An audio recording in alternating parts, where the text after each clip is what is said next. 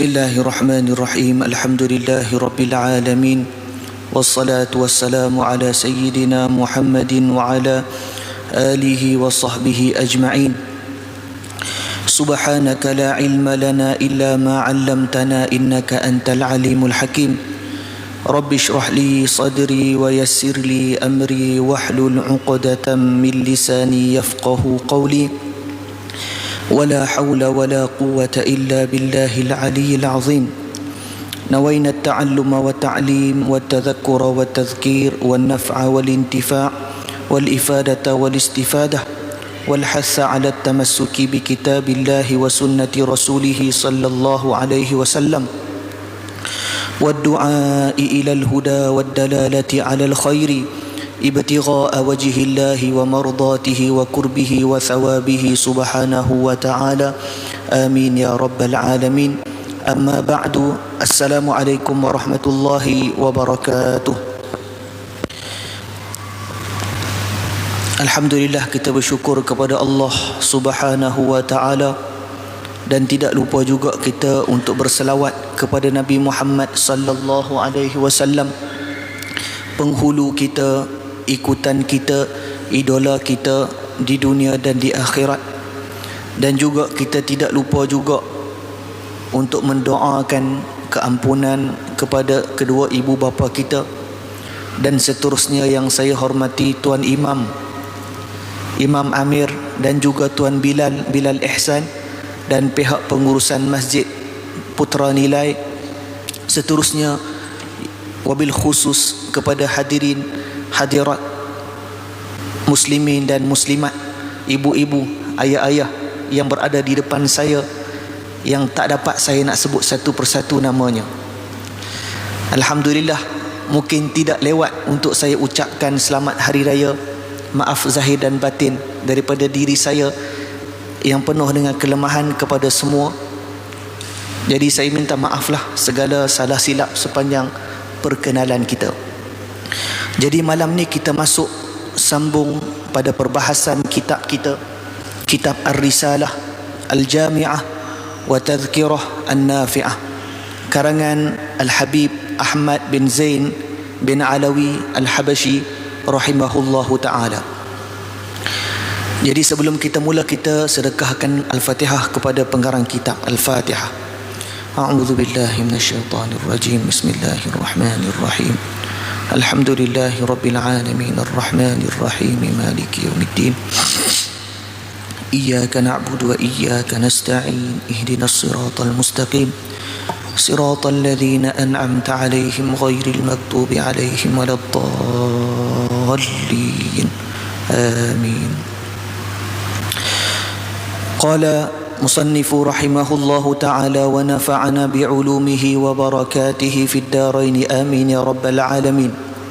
Hifdzul qalbi minal ma'asi wa hifdzul qalbi minal ma'asi wajibun ala kulli muslimin, wa kadha hifdzul a'dha'is sab'ati fardu 'ainin ala kulli muslimin.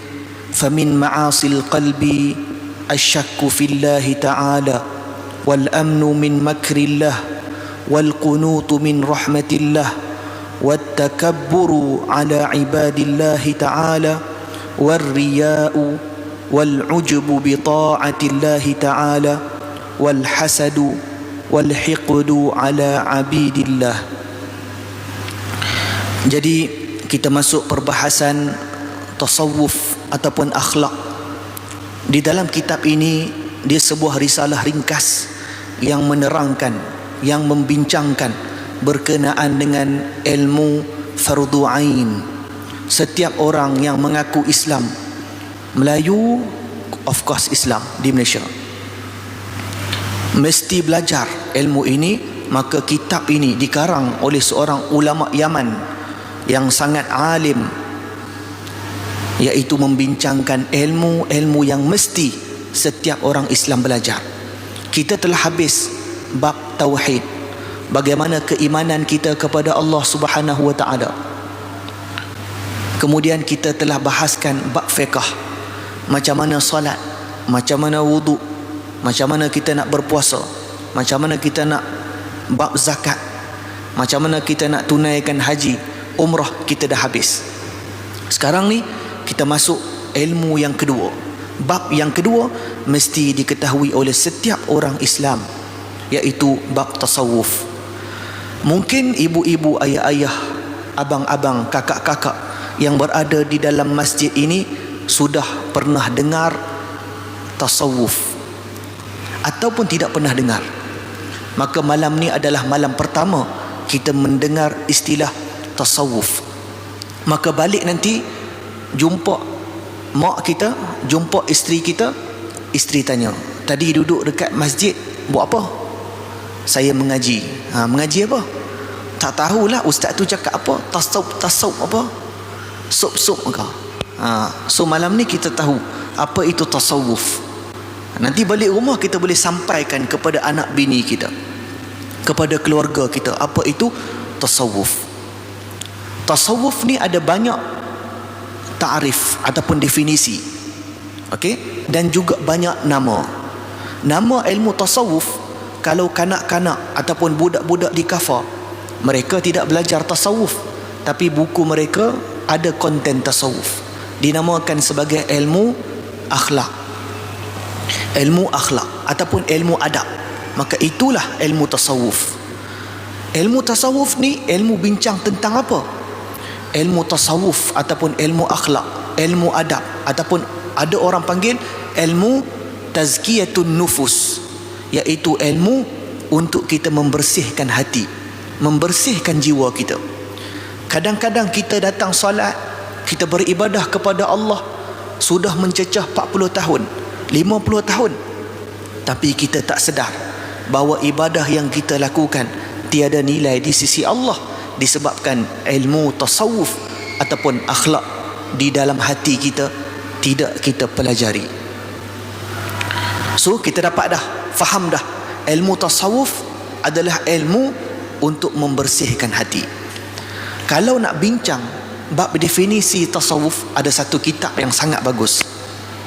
Nama kitab ni Rakaizu fi ilmi tasawuf, karangan Al-Syeikh Al-Doktor Khalil Ismail Ilyas Al-Iraqi, hafizahullahu ta'ala. Satu ulama daripada Iraq yang dia ni berkhidmat di Unisham ke Kedah, Unisham. Kemudian dia lecturer tafsir kalau tak salah di Unisham, buat satu kitab. Kitab ni diterjemahkan oleh anak murid dia daripada Kedah, dan yang terjemah ni juga antara dapat anugerah terbaik di Kedah dalam ilmu STAM kalau tak salah, sijil tinggi agama. Maka dalam ni satu kitab yang sangat bagus kalau tuan-tuan nak tengok apakah definisi tasawuf. Banyaklah. Kesimpulannya, ilmu tasawuf adalah ilmu yang membincangkan bagaimana kita nak membersihkan hati kita. Ibnu Ajibah rahimahullahu ta'ala berkata dalam kitab ni sebut, tasawuf ialah ilmu yang diketahui melaluinya tata cara bersuluk menuju raja segala raja, penyucian jiwa daripada sifat yang dikeji, dan penghasilannya dengan sifat yang terpuji. Kita nak tahu apa sifat yang tak baik dan apa sifat baik. Oh, tak baik kita riak, maka macam mana kita nak tinggal riak? Tak baik kita hasad dengki, macam mana kita nak buang hasad dengki? So itulah ilmu tasawuf. Dan ilmu tasawuf ni sebagaimana yang ulama-ulama kita sebut bahawa adalah satu ilmu yang sudah semakin ditinggalkan pada dunia hari ini. Di zaman moden, dunia teknologi, dengan pelbagai isu-isu semasa yang kita dengar, anak bunuh ibu, bunuh ayah, kemudian bunuh dirinya sendiri. Kerana apa? Kerana manusia sekarang ini telah kosong jiwanya. Jiwanya telah kosong. Maka nak mengisi kekosongan jiwa yang berada di dalam jiwa setiap insan adalah dengan ilmu tasawuf.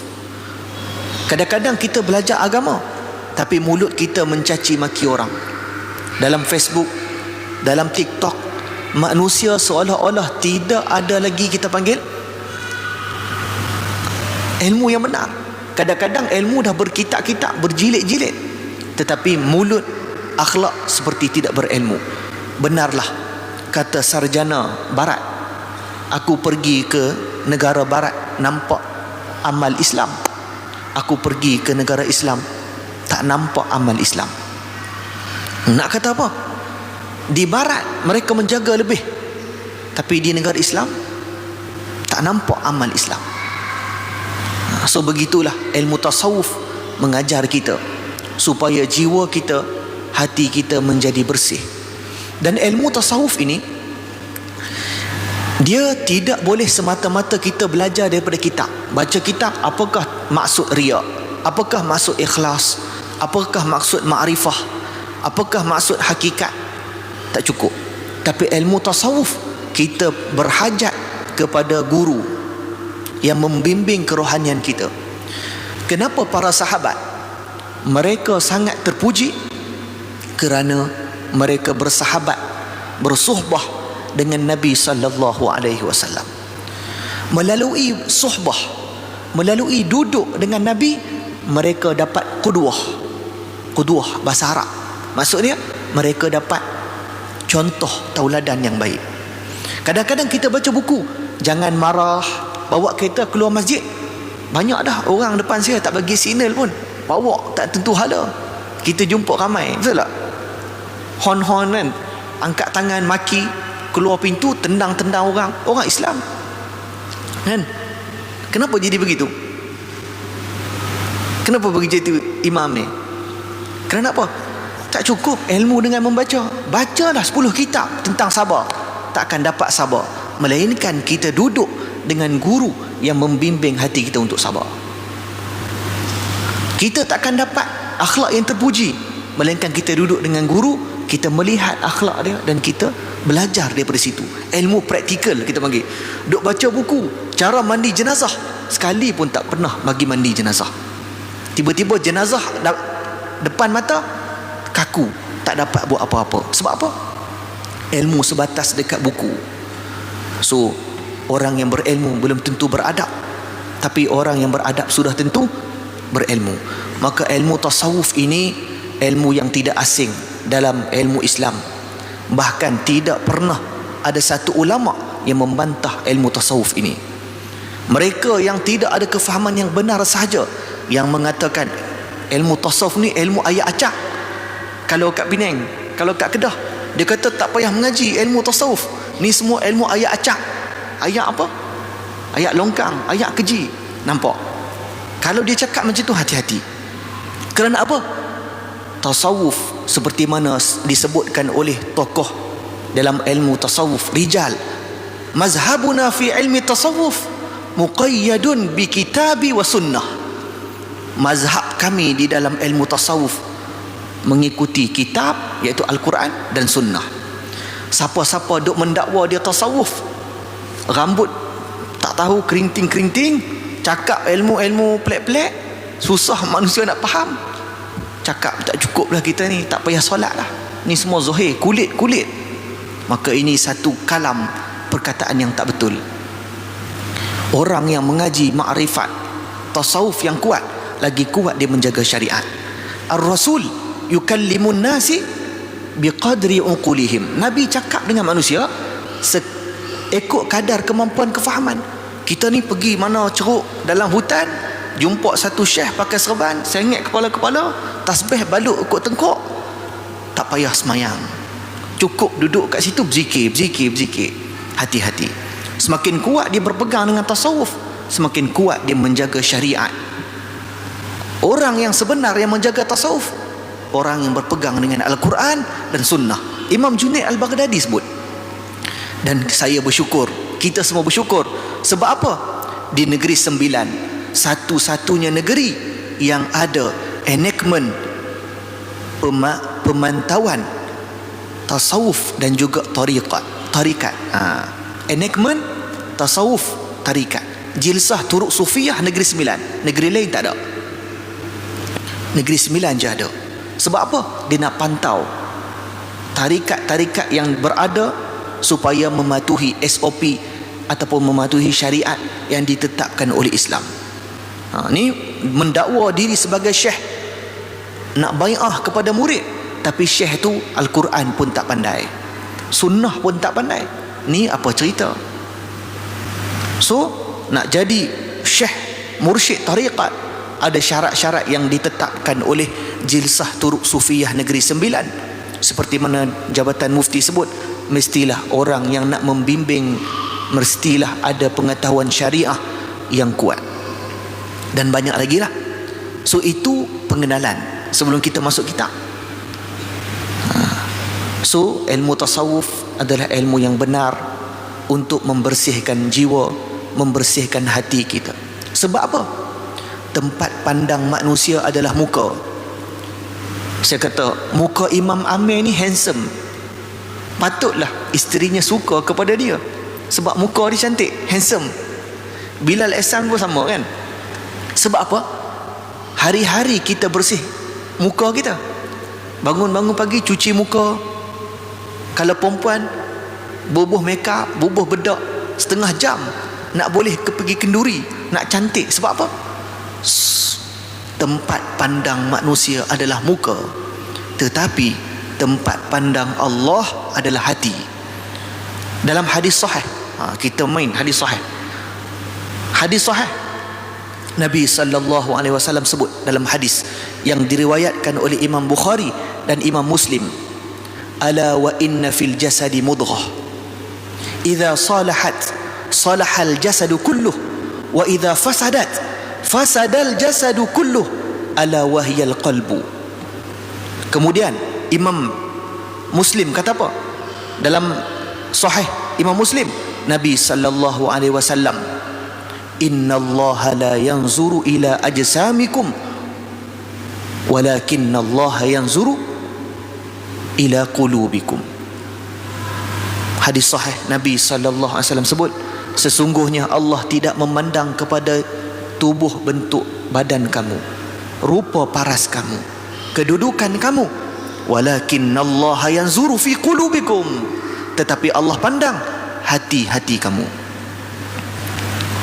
Nabi sebut lagi, sesungguhnya di dalam diri setiap orang itu ada seketul daging. Iza salahat salahal jasadu kullu. Apabila baik ia daging tersebut, maka baiklah segalanya. Wa idza fasadat fasadal jasadu kullu. Apabila rosak, buruk, busuk, maka busuklah segala anggota badannya. Ala wahyal qalbu, itulah hati. Maka daripada hadis ni kita nampak pentingnya kita menjaga hati, pentingnya kita membersihkan hati, sebab hati adalah sumber tempat Allah Subhanahu wa ta'ala nak memandang kita. Ada orang mungkin zahirnya biasa-biasa, tetapi hati dia luar biasa. Begitulah yang disebutkan oleh Nabi SAW. Rugilah kalau kita hidup 40 tahun, 50 tahun tak pernah kita semak hati kita, kita cek hati kita ada penyakit ataupun tidak. Maka di dalam kitab ini sebut tadi, yang saya baca matan Arab tadi, apa dia? Hifdzul qalbi minal ma'asi. Di dalam kitab ini dia menyebutkan dua perkara: menjaga hati daripada maksiat, yang pertama, dan bab kedua terakhir di dalam tasawuf dia sebut menjaga hati daripada maksiat anggota badan. Boleh faham? Faham ke Bil Ihsan? Faham tak? Angguk dah tu. Mudah je. Pengarang kitab nak cakap maksiat ada dua. Satu, maksiat zahir, maksiat yang nampak. Satu lagi maksiat batin. Ampun maaf zahir batin, kita menyanyi lagu raya. Ampun maaf, macam mana lagu tu? Zahir batin. Apa maksud zahir? Nampak. Batin yang tersembunyi. So begitu juga pengarang kitab kata dosa ada dua. Satu dosa yang nampak, iaitu dosa dengan anggota badan. Nanti dia akan sebut ada 7 anggota. Ada mulut, ada tangan, ada perut, ada kaki, ada kemaluan, ada mata, ada telinga.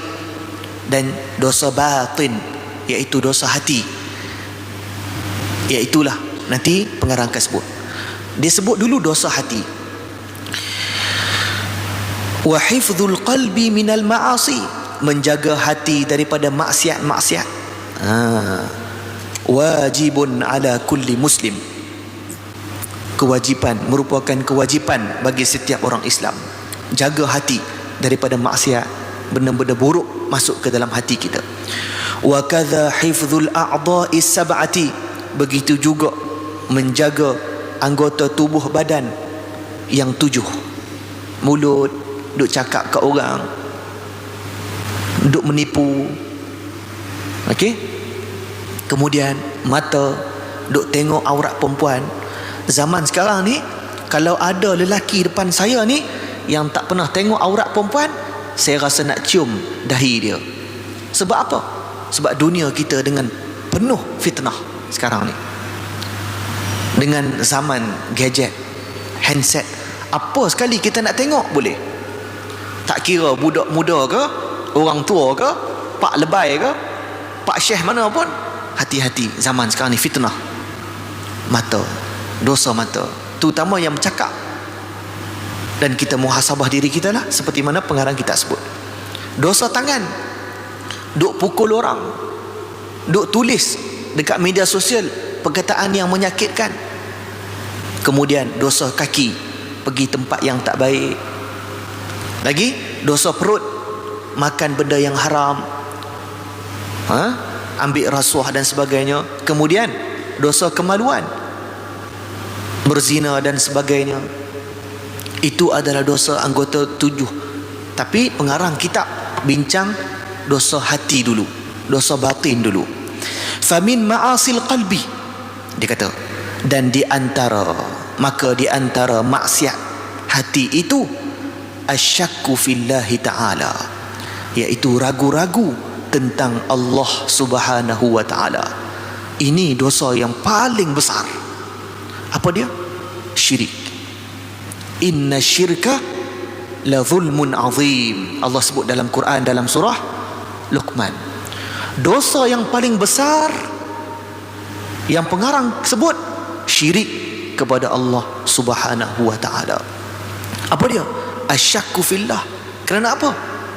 Beriman kepada Allah adalah rukun iman. Akhbirni anil iman. Kemudian Nabi SAW sebut dalam hadis sahih Bukhari Muslim, an tu'mina billahi, kamu beriman kepada Allah. Apa maksud iman? Yakin. Apa maksud yakin? 100%, 100%. Mana boleh iklan macam dekat Febris tu dalam TV, cak 99.9 kuman mati. Tak boleh. Akidah tak boleh begitu. 100%. Tak boleh syak. So maksiat paling besar pengarang sebut adalah syirik kepada Allah Subhanahu wa ta'ala. Ragu-ragu, asyakku fillah, ragu-ragu. Imam Amir ragu-ragu tentang kewujudan Allah, syak wasangka dengan keesaan Allah, ragu-ragu dengan sifat kesempurnaan Allah. Ini kita panggil dosa yang paling besar. Persoalannya, bagaimana kita nak mengatasi masalah maksiat ini, syirik ini? Bagaimana? Yang pertama, ulama sebut cara kita nak mengatasi masalah syirik ni, yang pertama sekali adalah yakin kepada Allah. Tinggalkan keraguan, syak-syak tinggal. Yakin Allah bersifat dengan sifat kesempurnaan. Allah tidak sama dengan makhluk. Dan yang kedua, ulama sebut, bila kita rasa syak dalam hati kita, nak hilangkan syak tersebut, ziarah, pergi jumpa orang saleh, para sahabat Nabi sallallahu alaihi wasallam. Apabila berlaku di dalam hati mereka persoalan, timbul segalanya, mereka merujuk terus kepada Nabi sallallahu alaihi wasallam. Tetapi kita berada di zaman yang tidak ada lagi Nabi sallallahu alaihi wasallam. Maka apabila datang syak wasangka dalam hati kita, berziarahlah kita kepada alim ulama, terutamanya ulama-ulama mutakallimin, ulama-ulama yang alim dalam bidang akidah, dalam bidang tauhid. So kita pergi ziarah mereka, jumpa mereka, tanya kepada mereka. Dengan ziarah alim ulama tersebut, insya-Allah akan datang keyakinan kepada kita. Itu antara kaedah rawatan yang disebutkan oleh para alim ulama.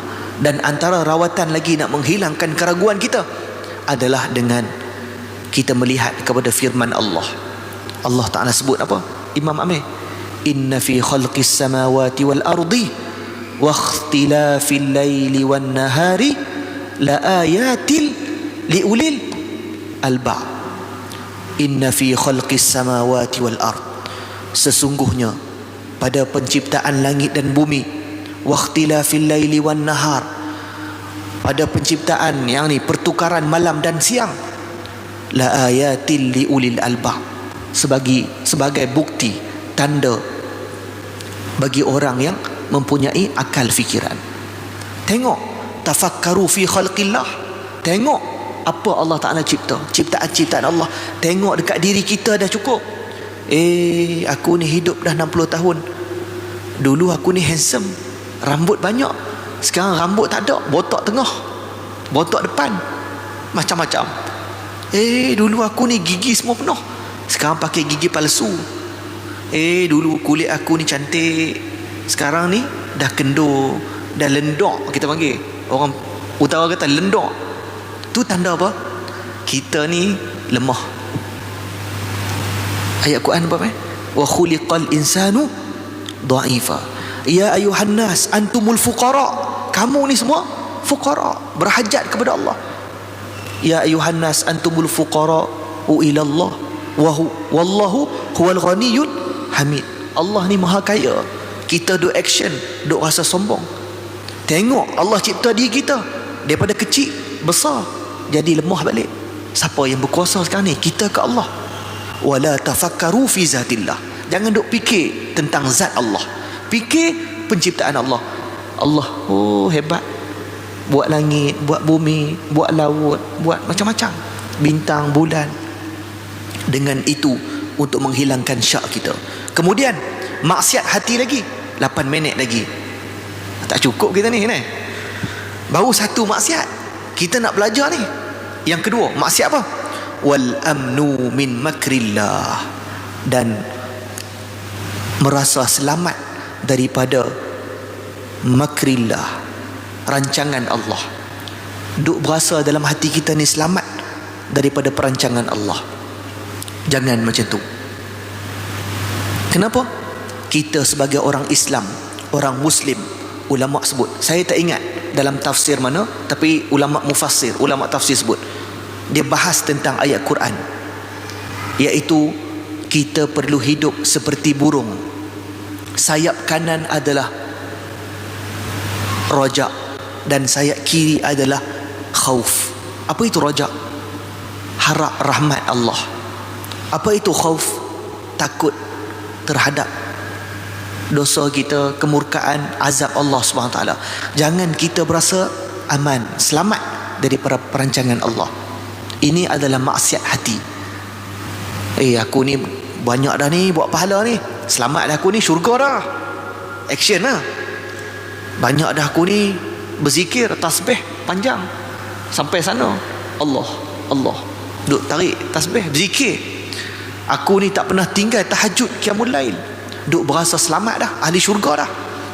Orang pun panggil Imam, Bilal, nama sedap-sedap, Syekh, Ustaz. Jangan berasa selamat daripada perancangan Allah. Ulama sebut seperti mana burung nak terbang, mesti ada dua sayap, sayap ar-raja dan sayap khauf. Iaitu raja, dia mengharapkan rahmat Allah. Aku ni dosa banyak, tapi jangan sampai putus asa nak bunuh diri. Jangan. Rahmat Allah tu luas. Inna rahmati wasi'at kulla syai. Rahmat aku ni luas, Allah kata. Kalau kau datang kepada aku dengan dosa memenuhi langit bumi, ingatlah rahmat aku lebih luas daripada tu. Oh, rahmat Allah luas, malam ni kita buat dosa. Oh, kita pergi merompak bank. Sebab apa? Allah Maha Pengampun. Hati-hati.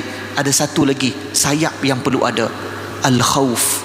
Takut kepada azab Allah. Aku ni buat amal ni. Hati-hati. Allah terima dah amalku ni. Kena seimbang. Apa bukti? Dalam Quran Allah sebut dalam surah Al-Hajr, surah Al-Hijr, ayat yang ke-49 dan 50. Ingat tak? Bilal Ihsan. Nabbi ibadi anni anal ghafurur rahim. Kemudian wa anna azabi huwal azabul alim.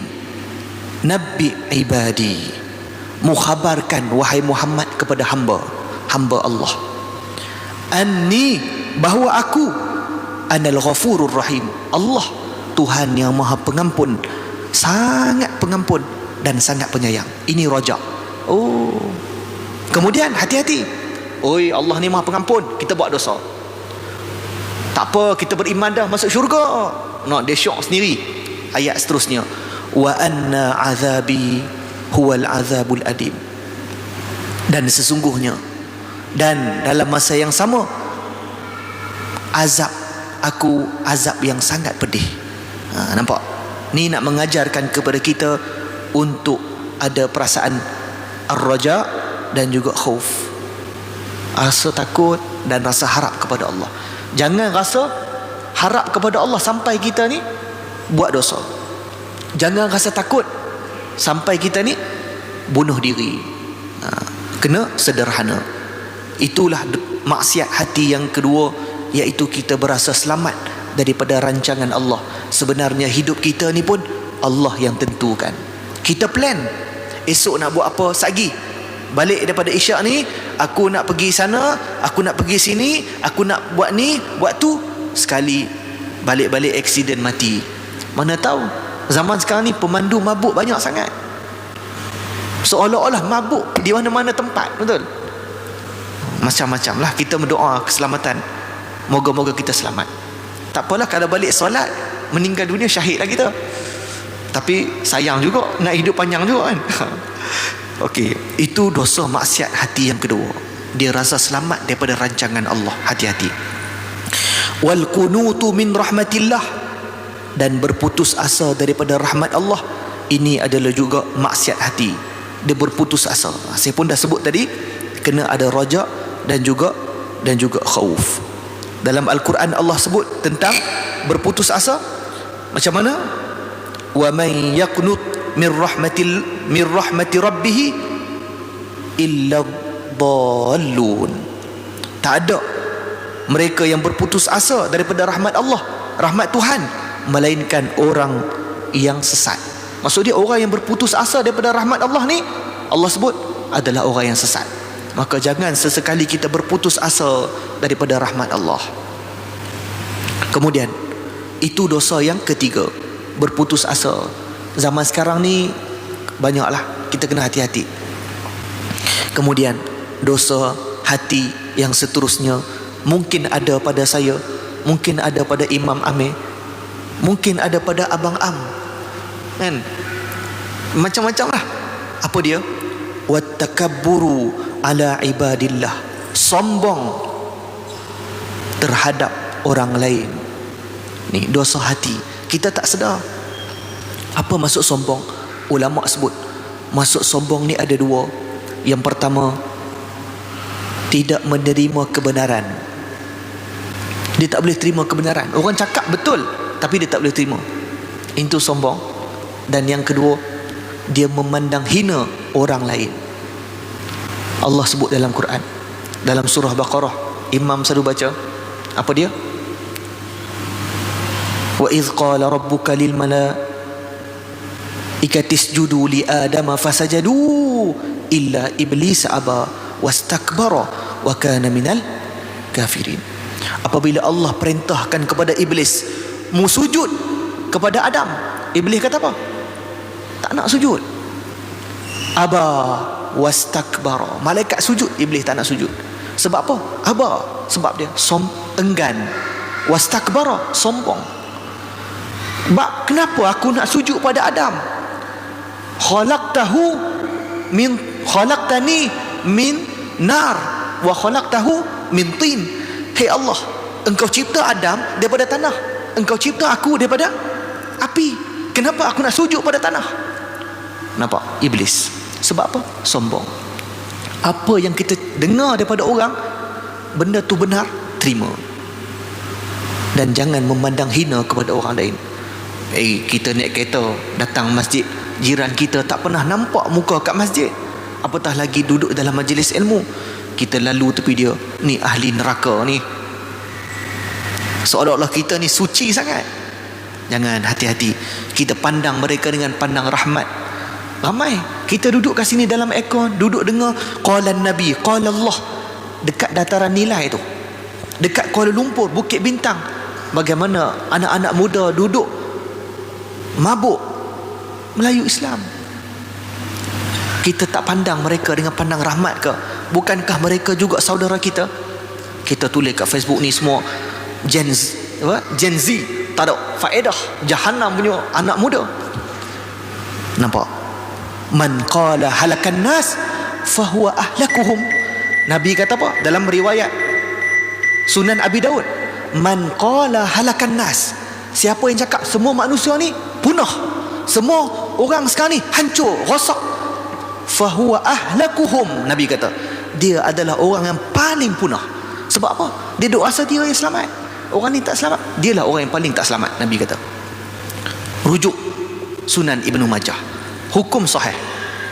Siapa yang kata setiap manusia ni rosak, habis, manusia dah punah, Nabi kata fahuwa ahlakuhum,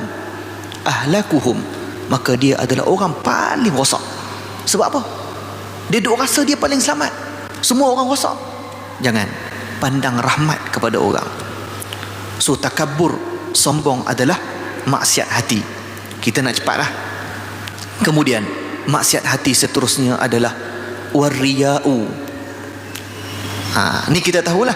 Dan riya, kita nak, riya ni bahasa Arab, dia maksud dia kita nak perbuatan kita tu dilihat, dipandang, diperhatikan oleh manusia, supaya kita mendapat kedudukan di sisi manusia. Itu kita panggil riya. Maksud dia apa? Kita buat amal bukan ikhlas, tetapi menunjuk-nunjuk supaya orang tengok amal kita. Ini pengarang kitab sebut adalah dosa hati. Dalam hadis, saya terlupa dia punya matan, ar-riya'u, lebih kurang macam tu, syirkul asghar, syirik kecil. Dalam hadis, lupa matan dia. Riya ni syirik kecil. Kita buat amal bukan kerana Allah, tapi kita buat amal untuk manusia pandang, lihat, supaya kita dapat kedudukan. Kita bercakap pandai, berkhutbah, berpidato, supaya orang kata apa? Orang pandang kita lah orang paling hebat. Kita mengajar ilmu agama, aku ni mengajar ilmu agama ni supaya orang pandang kita hebat, kita nak kedudukan. Itu kita panggil riya. So kita pergi dekat padang mahsyar, no, nothing, tak ada apa pun. Kau cakap kau mengajar, kau cakap kau salat, sampai kat sana kosong. Sebab apa? Riya, dosa. So ni maksiat hati. Kemudian wal ujbu bi taatillah. Ujub, takjub, dia rasa diri dia paling hebat. Aku ni paling sedap dah jadi tok imam ni, tak ada tok imam lain dah. Dia rasa dah hati dia. Dia tak cakap, tapi dah hati dia. Hati-hati. Dia jadi imam untuk apa? Bukan untuk Allah, supaya orang pandang dia dan dia dapat kedudukan. Kemudian ujub ni apa? Dalam hati dia tak ada orang lebih hebat, dia paling hebat. Tak ada dah ni yang faham ilmu ni, aku je paling faham. Ni ujub dalam hati. Wal ujbu bi taatillah, dia ujub dengan ketaatan yang dia buat. Sebab apa? Sebab dia tidak memandang amal ibadah ketaatan yang dia buat itu adalah bantuan dan hidayah daripada Allah. Aku datang semayang ni, akulah hebat. No. Yang bagi izin, la haula, tidak ada kekuatan, daya untuk tinggal maksiat, wala quwwata, dan tidak ada kekuatan untuk buat taat, illa billah, kecuali dengan bantuan Allah. Ada orang sihat tubuh badan, naik bukit hari-hari, kaki masjid tak dapat sampai. Sebab apa? Bukan sebab badan. Ada orang jalan bertongkat, kaki kudung, tak ada kaki, sampai masjid walaupun mengeset-ngeset sampai. Sebab apa? Ini semua kerja Allah. So kena pandang dalam hati kita, nak hilangkan ujub, rasa takjub dengan ibadat kita, pandang ini semua Allah Ta'ala yang bagi izin. Kemudian wal hasadu, hasad dengki. Hasad dengki, kita pandang orang dengan perasaan hasad dengki yang berada dalam diri kita. Kemudian wal hikdu ala abidillah, kita sebentar dah. Hasad dengki ni, kita nampak orang ni ada nikmat, kita nak nikmat tu pi, mampus daripada dia. Macam tu, nak hilangkan nikmat daripada dia. Dia ni pandai ni, aku nak jadi pandai macam dia. Itu tak apa. Dia ni pandai ni, tiba-tiba dia study, kita kawan dia, kita curi laptop dia. Mana laptop aku? Cari tak jumpa. Esok nak exam, curi dia punya buku. Ini dia nak nikmat tu hilang. Itu kita panggil hasad dengki. Dia ni kereta cantik geram kita ni, apa jadi? Pergi kat kereta dia, toreh kan? Pergi cerita buruk tentang dia. Dia ni makan rasuah lah apa. So hasad dengki dalam hati kita, macam mana nak hilang? Dalam Al-Quran Allah Ta'ala sebut macam mana? Nahnu qasamna, Allah Ta'ala telah bagi rezeki kat manusia ni. So jangan kita fikir nak hasad dengki. Sebab apa? Setiap orang dia ada dah, Allah bagi. Kadang-kadang Allah bagi kat sini, kurang kat sini. So setiap orang dah ada dah dia punya rezeki. Kemudian wal hikdu ala abidillah, dan dendam terhadap hamba-hamba Allah.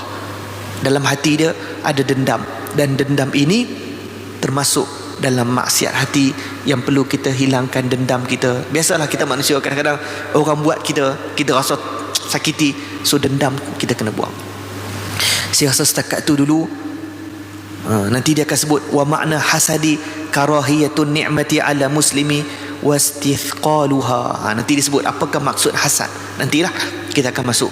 Saya rasa setakat tu dulu untuk perkongsian pada malam ni. Kita dah faham apa itu tasawuf. Kemudian kita masuk macam mana nak sucikan hati, dan insya-Allah nanti kita akan sambung pada perjumpaan seterusnya. Wabillahi taufiq wal hidayah. Wa sallallahu ala sayyidina Muhammadin wa ala alihi wa sahbihi wa baraka wa sallam. Walhamdulillahi rabbil alamin. Assalamualaikum warahmatullahi wabarakatuh.